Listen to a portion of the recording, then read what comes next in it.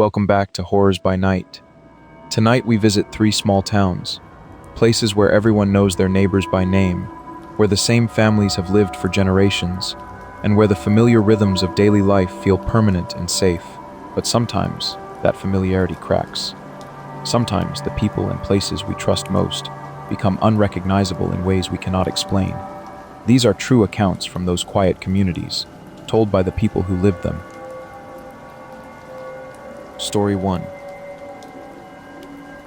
The thing about living next door to someone for 12 years is that you stop seeing them as separate from the landscape. Harold Pemberton became as familiar to me as the oak tree in my front yard or the crack in my driveway that I kept meaning to have repaired. Every morning at 6:45, give or take a few minutes, depending on the weather, Harold would step out onto his porch in that worn blue bathrobe of his, shuffle down to the end of his walkway, and collect the newspaper from the little plastic box mounted on his fence post. And every morning, I would be at my kitchen window with my first cup of coffee, and I would wave, and he would give me that gentle nod of his, that small smile that never quite reached the corners of his mouth but somehow still felt warm. This had been our routine since the summer I moved into the house on Maple Street. My husband David had passed 2 years before that, and I needed somewhere quieter than the city apartment we had shared, somewhere I could hear myself think without the constant reminder of his absence in every corner. The real estate agent had called it a starter home, which seemed almost comical for a woman in her 50s starting over, but the price was right, and the neighborhood was the kind of place where people still left their doors unlocked, and children rode their bicycles until the streetlights flickered on. Harold and Eleanor Pemberton welcomed me with a casserole dish and a handwritten card. They were in their early 70s then, both retired teachers who had spent their entire careers at the local high school. Harold had taught history, and Eleanor had run the library.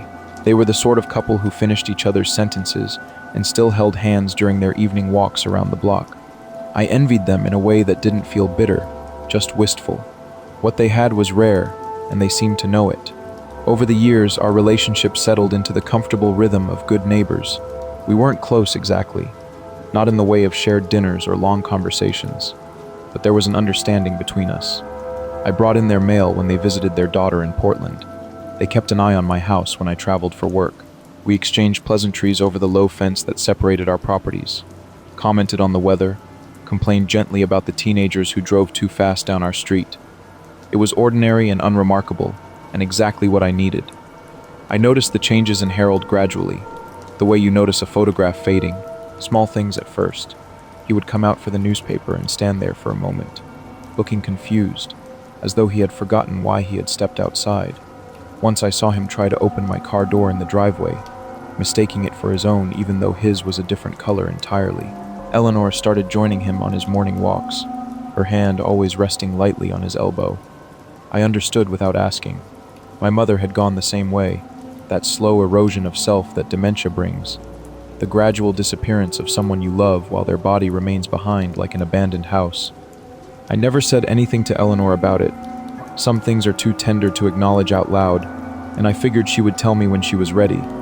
Instead, I simply continued our morning ritual, waving a little more deliberately now, holding my hand up a beat longer to give him time to recognize me, and he always did. That nod, that small smile, it became something precious to me, a small daily reassurance that he was still there, still Harold, still my neighbor of 12 years. The morning everything changed was in late October. The leaves had turned that particular shade of gold and rust that makes you want to believe the world is showing you something beautiful before it dies. I was at my window as usual, coffee in hand, watching the steam curl up against the glass. The sun was just starting to clear the tree line, casting long shadows across the lawns that were still wet with dew. Harold stepped out onto his porch at 6:47. I remember checking the clock on my microwave because I thought he was running a little late. He was wearing his blue bathrobe, the same one he had worn for as long as I had known him, though it looked thinner somehow, more faded. He walked to the end of his path with that familiar shuffle, bent down to retrieve his newspaper, and then straightened and turned toward my house. I raised my hand to wave.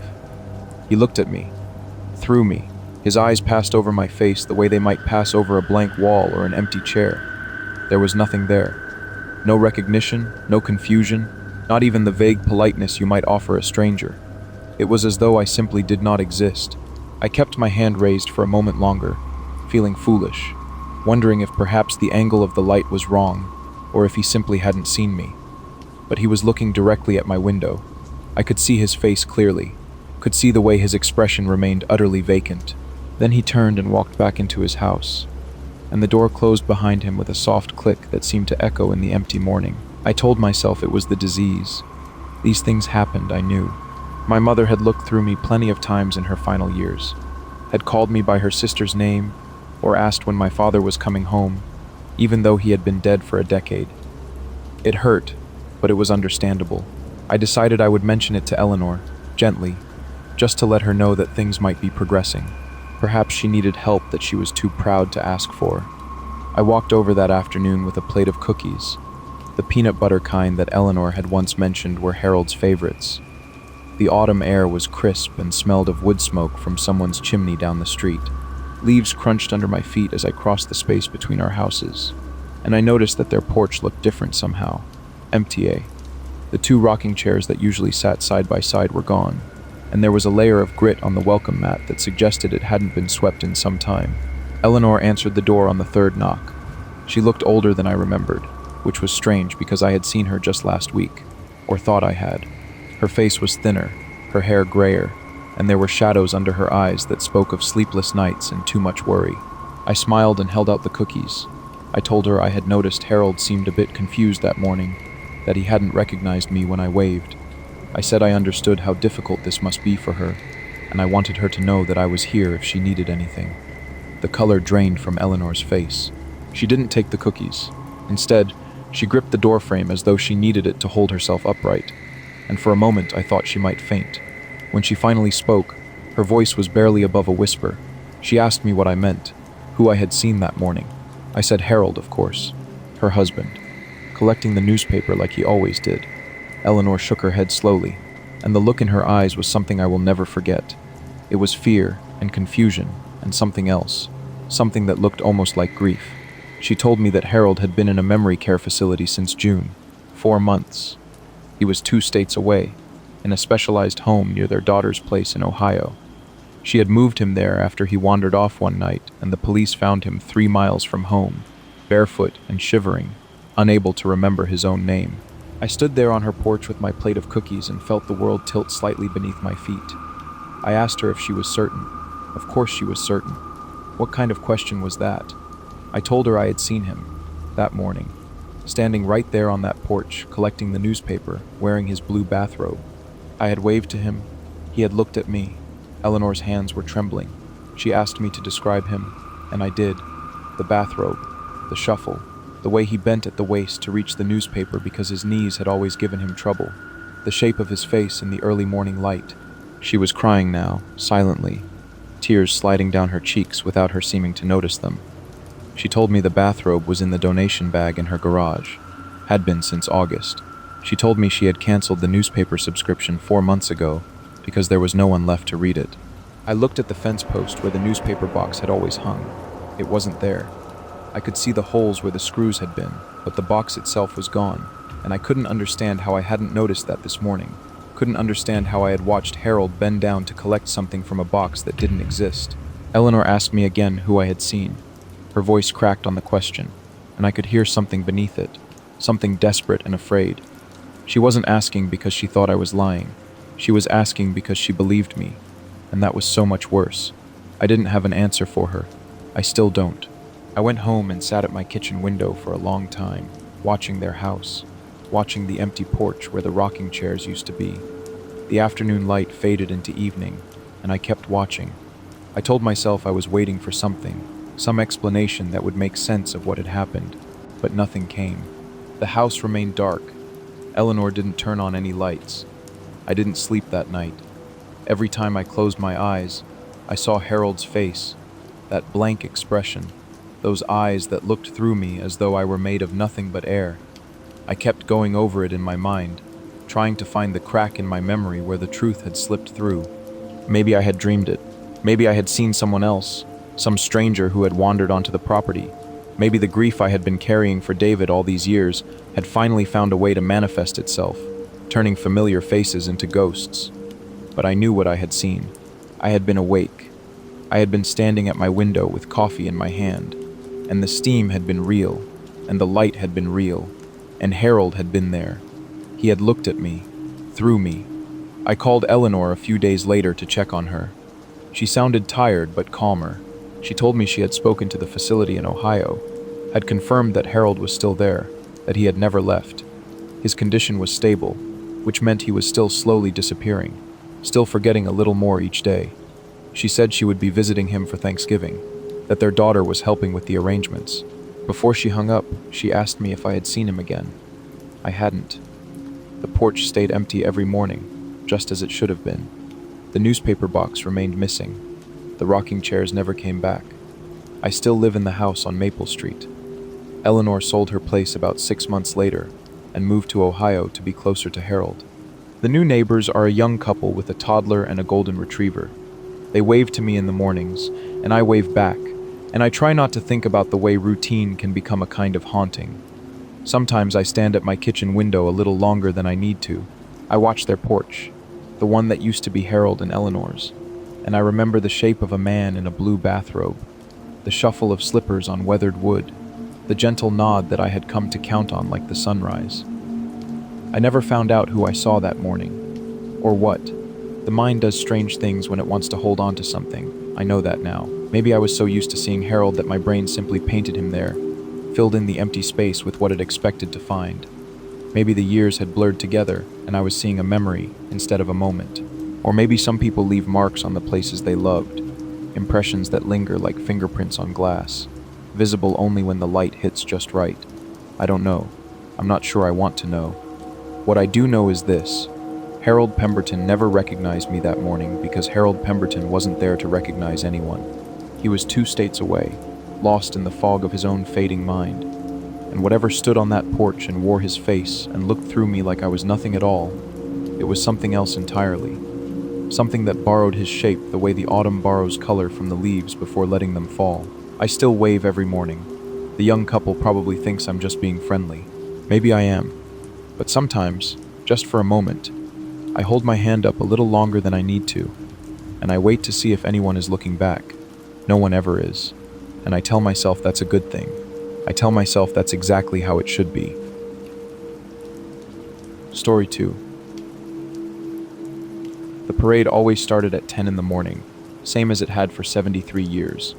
I know this because my father told me, and his father told him, and because I've stood on the same stretch of sidewalk outside Harmon's Hardware since I was old enough to wave a little paper flag without poking myself in the eye. Cedar Falls isn't much of a town anymore, maybe 2,000 people if you count the farms on the outskirts. But Founders Day still brings everyone out. It's the kind of tradition that survives not because anyone particularly loves it, but because no one can imagine the first Saturday of September without it. I'm 46 years old now. I've seen the parade 43 times. If you subtract the years I was too young to remember, and the summer I spent in the hospital with my appendix. I know every float, every local business that sponsors a crepe paper-covered trailer, every order in which they appear. The parade changes so little from year to year that my wife jokes I could watch it with my eyes closed and still know exactly what was passing by, just from the sound of the engines and the particular squeak of the Cedar Falls High Marching Band's bass drum, which has needed replacing since at least 1987. That familiarity is part of why I noticed.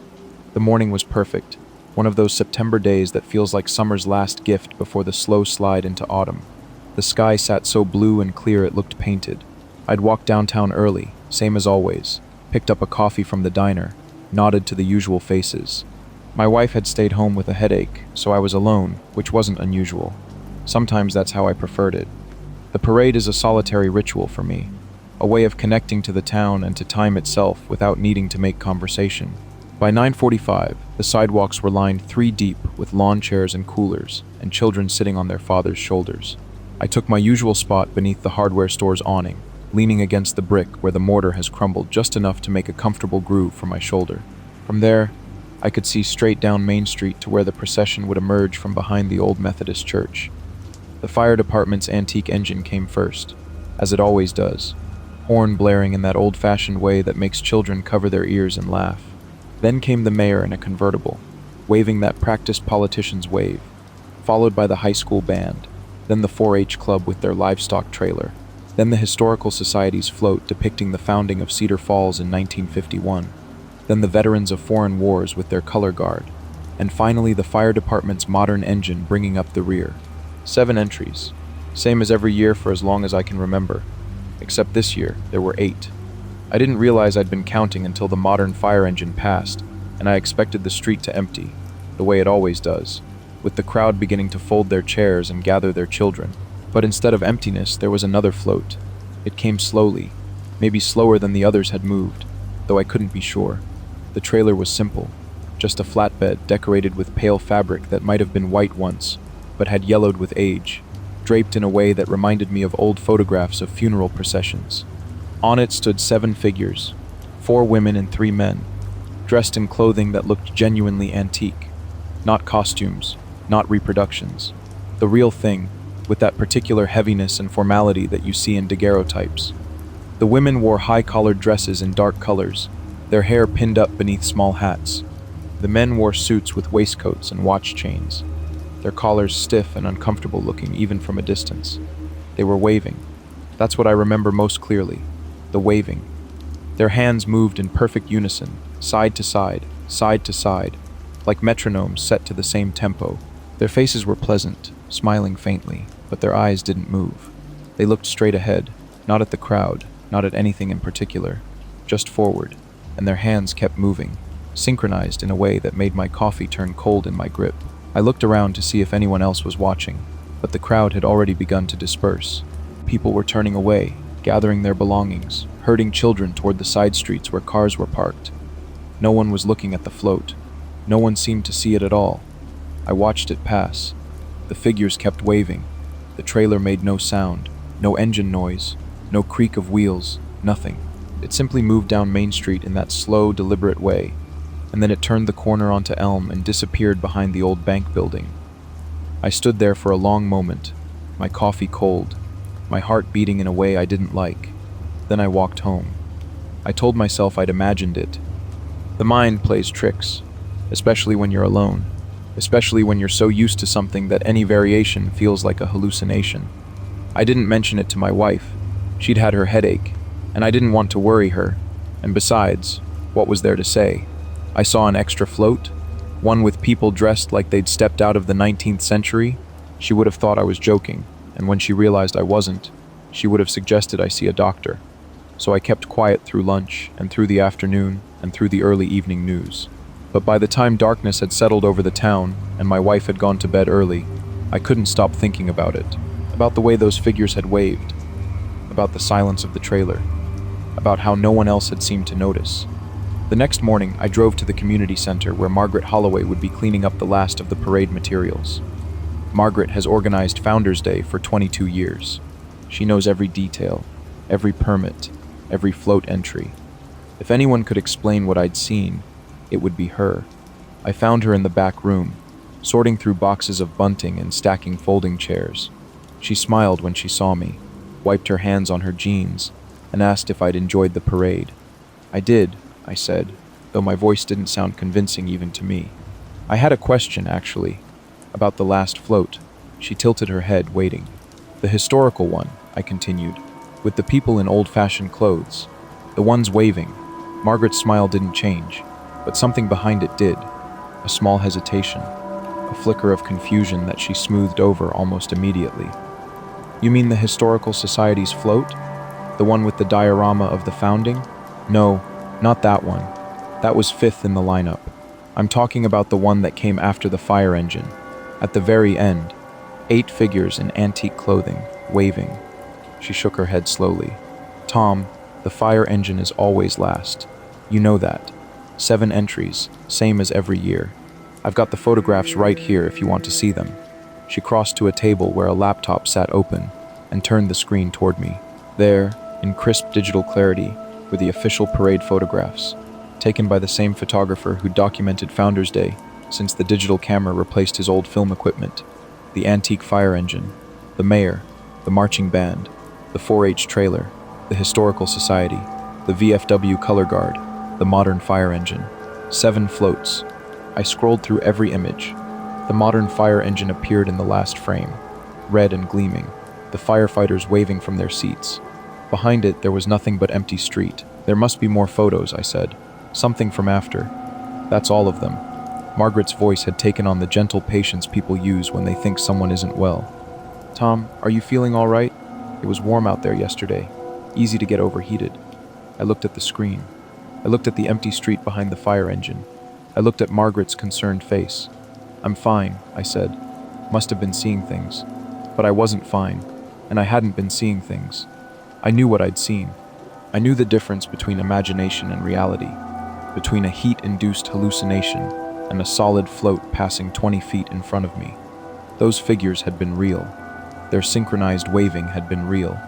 The yellowed fabric draped over the trailer had been real. So why wasn't it in the photographs? I spent the next week trying to find answers. I talked to other people who'd been at the parade, asking carefully, casually, whether they'd noticed anything unusual. No one had. I visited the Historical Society and asked if they'd entered a second float, something unofficial, maybe a late addition. They hadn't. I even drove out to the Methodist Church and walked the route the parade had taken, looking for some explanation. A side street the float could have emerged from, a staging area I'd overlooked. There was nothing. On the 7th day, I found myself in the town library, scrolling through the microfilm archive of the Cedar Falls Gazette. I wasn't sure what I was looking for until I found it.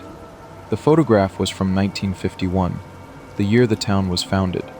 A group portrait, it seemed, of the 7 original families who'd established the settlement. They stood in a formal row, 4 women and 3 men, wearing high-collared dresses and stiff suits and small hats pinned at careful angles. Their faces were pleasant, smiling faintly. Their eyes looked straight ahead, at the camera, at nothing, at me. I recognized them immediately. The shape of the woman's jaw on the far left, the particular way the man in the center held his shoulders, the watch chain visible against the third man's waistcoat. They were the same figures I'd seen on the float. The caption beneath the photograph listed their names, and at the bottom, a single sentence. All 7 perished in the fire of 1952. The library was very quiet. The microfilm reader hummed softly. Outside, through the tall windows, the September sun was setting, painting the sky in shades of orange and red that looked almost like flames. I printed the photograph. I don't know why. Evidence, maybe, though evidence of what I couldn't say. I folded it carefully and put it in my wallet and drove home through the gathering dusk. My wife asked if I was feeling all right. I told her I was just tired. She accepted this, the way spouses accept the small lies that keep households running, and went back to her book. I sat in my chair by the window and watched the street. The houses across from ours glowed with lamplight. A neighbor walked his dog. A car passed, its headlights sweeping briefly across our lawn. Everything was normal. Everything was exactly as it should be. But I kept thinking about those figures on the float, waving in that terrible unison. Kept thinking about the way they'd looked straight ahead, at nothing, at everything. Kept thinking about the fire of 1952 and the 7 people who'd died in it, and the 73 years of parades that had happened since. The photograph is still in my wallet. I look at it sometimes, late at night, when my wife is asleep and the house is quiet. The faces stare back at me, frozen in that moment before the fire, before whatever happened to them happened. I'll be at the parade again next September. Same spot, same time, same ritual I've observed for 43 years. I'll watch the antique fire engine and the mayor and the marching band and the 4-H club and the Historical Society and the VFW color guard and the modern fire engine. I'll count 7 floats, same as everyone else, but I'll keep watching after the last engine passes. I'll keep my eyes on that empty stretch of Main Street, because I know, now, that the parade doesn't always end when we think it does. Sometimes there are entries that don't appear in the photographs. Sometimes the past finds its own way to march through the present, waving in silent synchrony, remembered by no one, seen by almost no one, continuing down the route it has always followed, year after year after year. The only question I can't answer is why I was the one who saw it. Why me? That particular morning, from that particular spot on the sidewalk. What made me different from the hundreds of other people who turned away and gathered their children and went home without ever knowing what passed behind them? I don't have an answer. I'm not sure I want one. Some things, I've learned, are better left as mysteries, not because the truth would be too terrible, but because the not knowing is its own kind of protection. a way of staying sane in a world where the ordinary can shift, just slightly, just enough to make you question everything you thought you understood about the place you've lived your entire life. Cedar Falls is still my home. The parade will happen again next year, same as always, and I will be there, watching, counting, waiting to see if the 8th float returns. I suspect it will. I suspect it always has. Story 3. The morning I left for Miller's Pond, my mother was standing at the kitchen sink, rinsing out her coffee cup. I remember this because the light was coming through the window at that particular autumn angle, turning the water gold where it ran over her hands. She asked if I had sunscreen. I told her I'd be in the shade mostly, fishing from the old dock on the east side where the trees hang over the water. She said be home by dinner. I said I would. It was October 7th, a Saturday. I know this because I had circled it on my calendar in red marker 3 weeks earlier, the first free weekend after cross-country season ended, and before the crush of college prep workshops my guidance counselor insisted I attend. One perfect day to myself. I was 16 and tired in the way that 16-year-olds get tired, not from any particular hardship, but from the constant performance of being watched and measured and expected to know what you want from your life. Miller's Pond sits about 20 minutes outside of town, if you take the back roads like I always did. My father's old pickup truck, the one he let me use for errands and short trips, smelled like pine air freshener and motor oil. The radio picked up only 2 stations that far out, both playing country songs about heartbreak and highways. I didn't mind. The drive was part of the ritual. I got to the pond around 9 in the morning.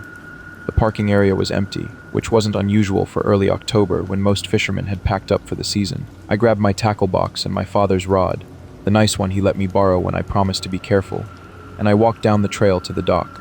The water was still, perfectly still, like glass laid over the earth.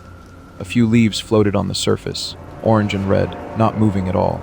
I set up my line with a simple bobber rig, nothing fancy, and cast out toward the deeper water near the fallen birch that had been there as long as I could remember. And then I fished. I want to be very clear about this part, because I've told this story so many times now, and people always want me to say I fell asleep, or I hit my head, or I saw something strange. I didn't. I fished. I watched my bobber. I reeled in twice to check my bait. I ate the granola bar I'd packed and drank half a bottle of water.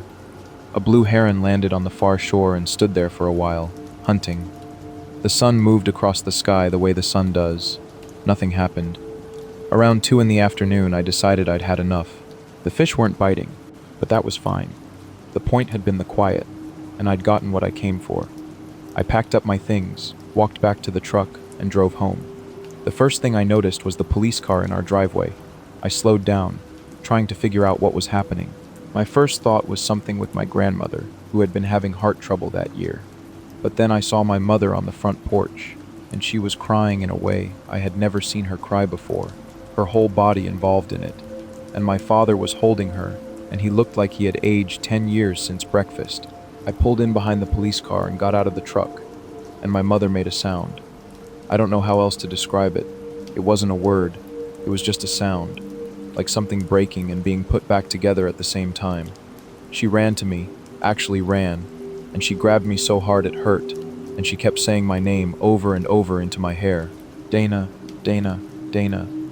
The police officer approached us, and I remember thinking how strange his expression was. Relief mixed with something else, something that looked almost like fear. He asked me where I had been. I told him Miller's Pond. He asked me if I was hurt. I told him no. He asked me if anyone had been with me, if I had seen anyone, if I remembered anything unusual.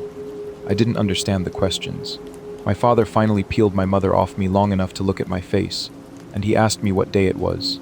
I told him it was Saturday, October 7th, and something in his expression collapsed. It was Thursday, October 14th. I laughed. I actually laughed, because I thought it was a joke, some elaborate prank my parents had coordinated, though that made no sense because my parents were not pranksters, and there was a police car in our driveway, and my mother was still crying. But they weren't joking. According to everyone, according to the police report, and the search party records, and the neighbors who had spent a week putting up flyers with my school photo on them, I had been missing for 7 days. My truck had been found at Miller's Pond on Sunday morning, locked and undamaged. with my tackle box still in the back seat. The search had covered every inch of those woods. Divers had gone into the pond. Volunteers had walked grid patterns through the underbrush calling my name until their voices went hoarse. They found nothing, no trace, no evidence that I had been there at all beyond the truck. And now here I was, driving up to my house at 4 in the afternoon, 7 days later, with my tackle box in my hand, and no memory of anything except a quiet morning of fishing. The next few hours were a blur of questions. More police officers came. They took me to the hospital, where doctors examined me under bright lights and found nothing wrong. No injuries, no signs of dehydration or malnutrition. My clothes weren't dirty. My hair wasn't tangled. I looked, according to the nurse who kept shaking her head, exactly like someone who had been gone for a few hours, not a week.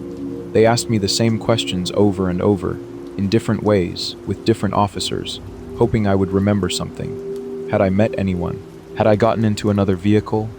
Had I taken any substances? Did I have a boyfriend, a secret I was keeping? Anywhere I might have gone without telling my parents? No, no, no, no. I had gone fishing. I had driven home. That night, back in my own bedroom, I saw what the search had done. My closet doors were open, clothes pulled out and rifled through. My desk drawers had been emptied. They had been looking for clues, my mother explained, her voice still shaking. A diary, a note, anything that might tell them where I had gone, who I might have been meeting, what had happened to their daughter. The calendar on my wall still showed October. Someone had drawn a circle around the 7th, and then X marks through each day after, counting. 7 X marks. A full week of my life that I could not account for. I didn't sleep that night. I lay in my bed and stared at the ceiling and tried to remember. I focused on every detail of that morning, the light on my mother's hands, the smell of the truck, the stillness of the pond. I played it forward and backward like a tape, but there was nothing after 2 o'clock. Nothing except the drive home and the police car in the driveway. In the days that followed, the town didn't quite know what to do with me. I was a miracle and a mystery at the same time. People hugged me in the grocery store, tears in their eyes, telling me how they had prayed for my safe return. But they also looked at me differently, with a question in their eyes that they were too polite to ask out loud. Where were you really? I could feel them wondering if I had run away, if I had been hiding somewhere, if the whole thing was some teenage drama that I wasn't admitting to. I couldn't blame them. I wondered the same thing myself, in my worst moments. Had I done something and blocked it out? Had I gone somewhere and forgotten? But my body knew. That's the thing no one could explain. 7 days without food or water should have left marks. 7 days sleeping rough in the October woods should have given me hypothermia, at minimum. 7 days of anything should have shown somewhere, in my blood work, in my skin, in the growth of my fingernails.